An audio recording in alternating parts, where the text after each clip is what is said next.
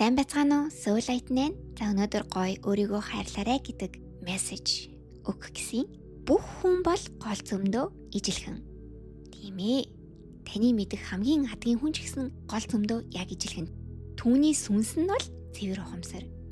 Гэхдээ хүн болгон цэвэр ухамсараасаа хэр хол өөр давтамжид байгаагаасаа шалтгаалаад яг одоо таны тодорхойлолтод ч орж байгаа гэсэн үг. Тэгэхээр яг үнэндээ бид нар бүгдээрээ сүнснийхэн левелд бол адилхан цэвэр гэрэл бахна.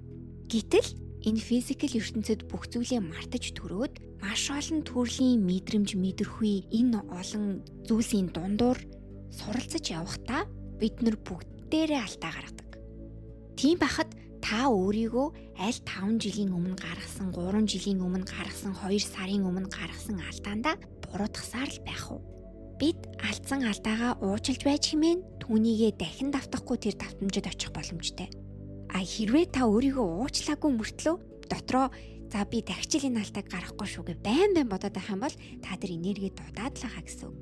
Бид нар өөрсдийнхөө гол сүнснийхээ үн цэнийг хүлээн зөвшөөрч ижил давтамжид оршиж хэмээн амар амгаланг олох юм байна. Тийм болохоор өөрийгөө уучил. Өөрийнхөө бүхий л эд эсийг хайрлан уучил. Та бол хайр. Та бол хамгийн үн цэнтэй, хамгийн нандин.